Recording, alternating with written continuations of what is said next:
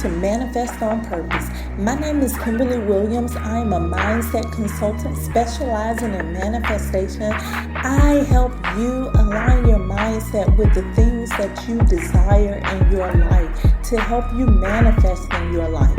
So what are you waiting for? Come on, let's go. Let's manifest on purpose.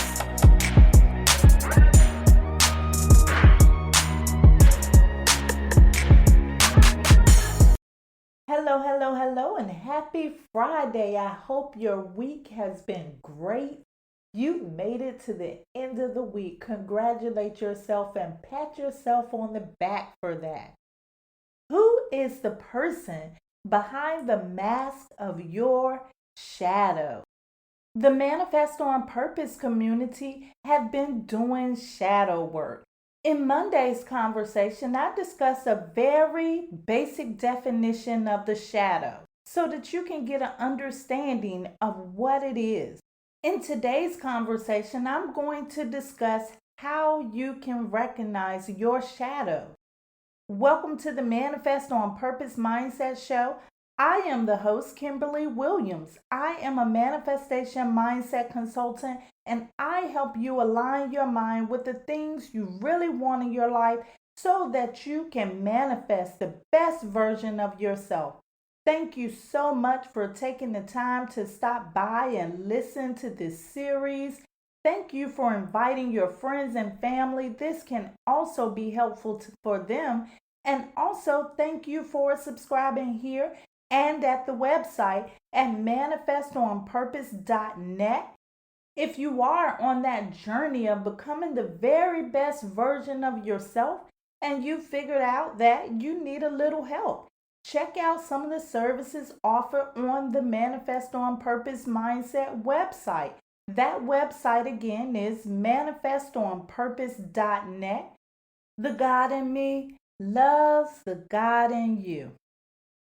What the manager told me on the day I quit my former job stuck with me.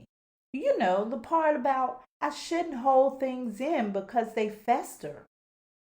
I felt 10 feet tall that day standing up for myself, but as soon as I stepped outside and felt the fresh air on my face, I began to feel some regret.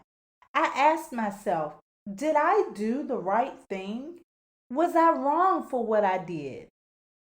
And I heard a taunting voice in my head that said, now look what you've done. I looked back over my past and I began to see a pattern of me holding things in. My true emotions wanted to express themselves, but I was holding them in. When I finally let it out, it resembled that imaginary bottle of soda you shook up and popped the top on Monday. It was untamed. It almost seemed like it was something totally separate from myself, but it wasn't.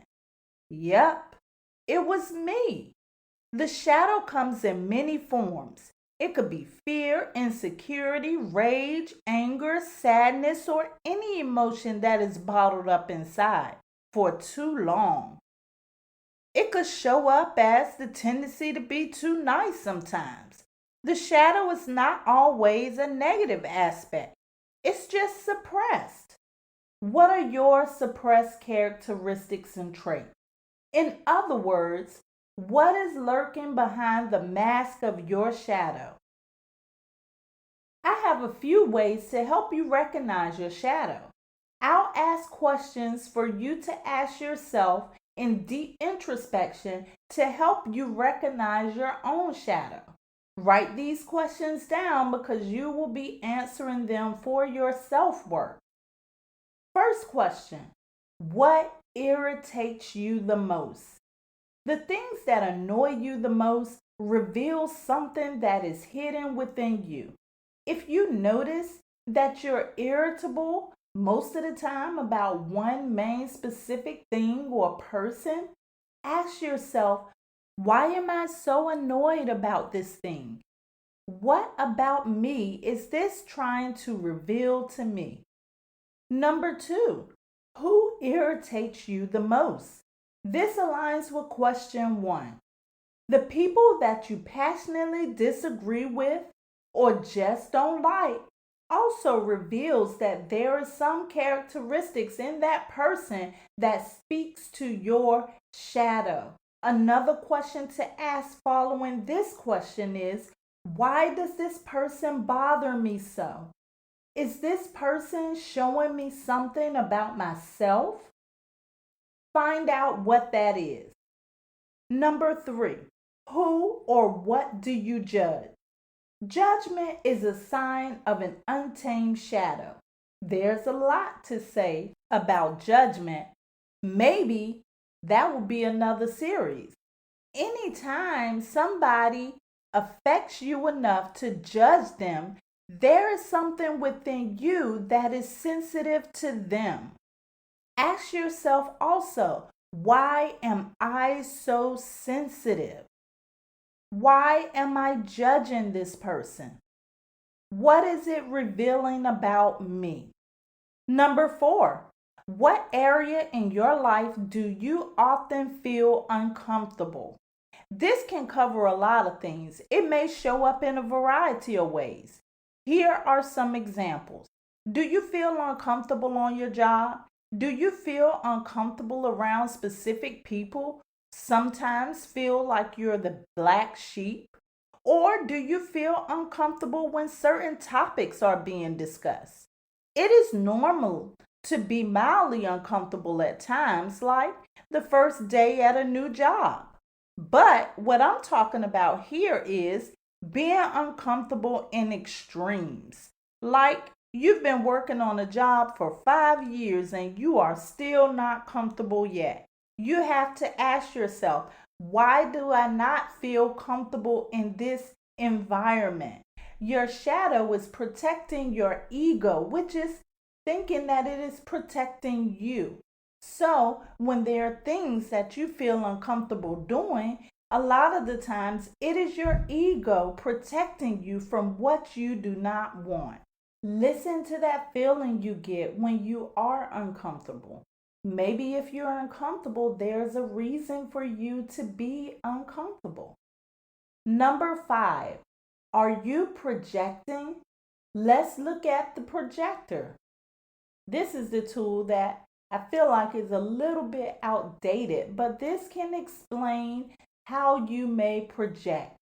The projector takes internal information such as a file or a movie and makes it visible into a large canvas to be seen clearly.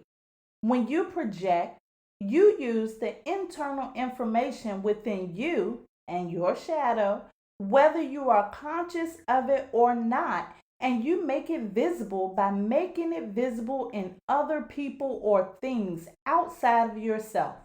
For example, you wanted the last piece of cake, but you didn't want to be seen as greedy.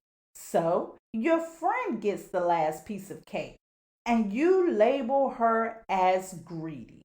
I look at it as blaming others for being able to freely express what you feel like you have to hide. Who is the person behind the mask of your shadow?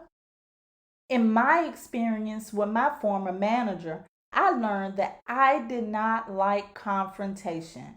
I saw a pattern. I remained calm most of the time in life to avoid rocking the boat. But when I'd had enough, in came a big wave that made the boat disappear altogether in the undercurrent.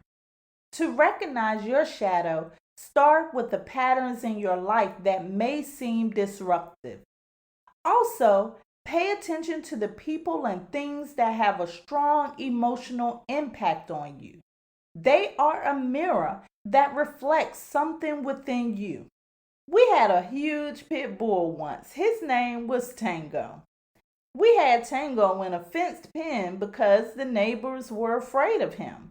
My husband took him out daily for walks. But when my husband went away on a business trip, I was not able to walk him as much. I noticed that Tango began barking at every person and animal that came within his view. He wanted what they had.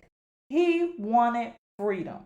One day, I went out to feed Tango, and as I opened the gate, he just walked right past me and went on to explore the neighborhood.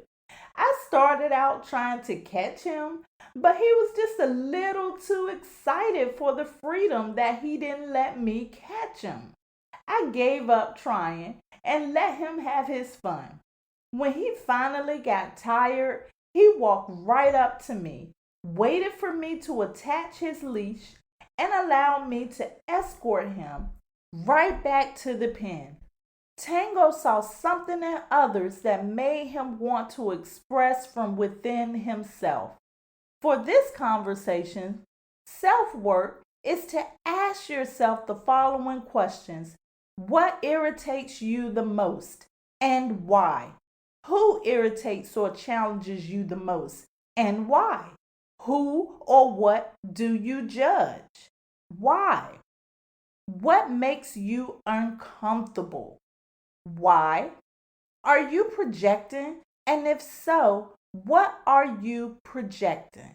Next week, I will be discussing accepting and embracing your shadow. Use today's meditation to answer the questions that were asked here today. It won't happen in one meditation. It takes time and it takes introspection. So continue to be working on this throughout the process of this series. From my experience, shadow work is continuous. Sometimes you may be working on one thing that brings up another thing, which brings up another thing. That's why it's important to always be working on yourself. Just like I tell you with your mindset, it's consistent work. So is the shadow. I spoke a lot about shadows starting during childhood, but shadows can start throughout your life with your many experiences that you go through on this journey.